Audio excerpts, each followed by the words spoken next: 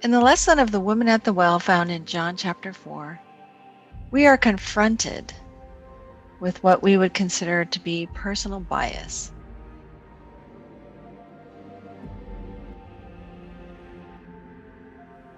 Samaria, that ancient land.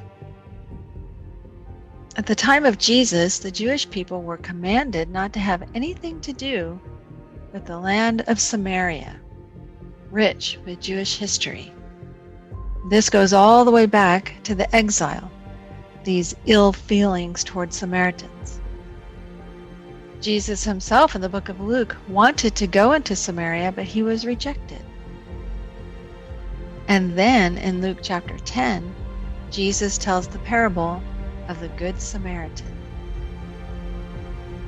Before he tells the parable, he is asked by a young lawyer who is a teacher of the law, what must he do to inherit eternal life?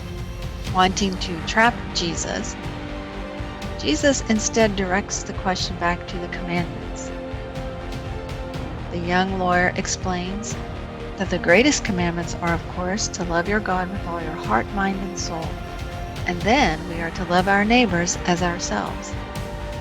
At that time in Jewish history, only Israelites were considered neighbors.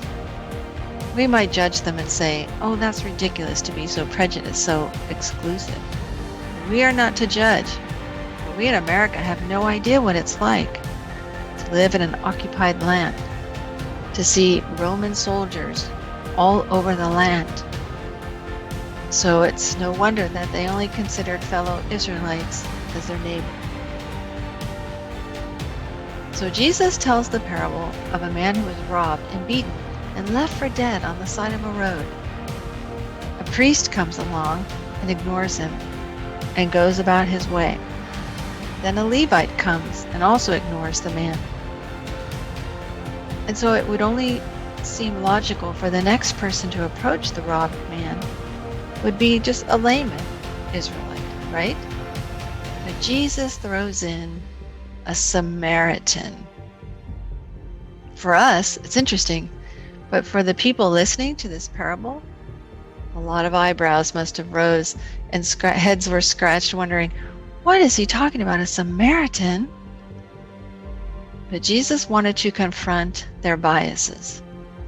And he said, a Samaritan comes along and not only cares for the man, binds his wounds, gives him oil and wine to treat him, but puts him on his own donkey and takes him to an inn and pays 2 denarii so that the innkeeper can take care of the man. And he says, if you have to spend more, let me know and I will come and reimburse you. So Jesus then asks the young teacher of the law, which one of these men loved his neighbor?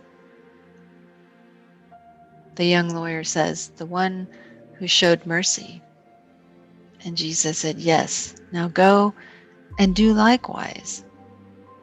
So is it any wonder that in John chapter 4, it says that Jesus needed to go through Samaria, a land that most Jewish travelers would go way out of their way, crossing the Jordan River twice to avoid.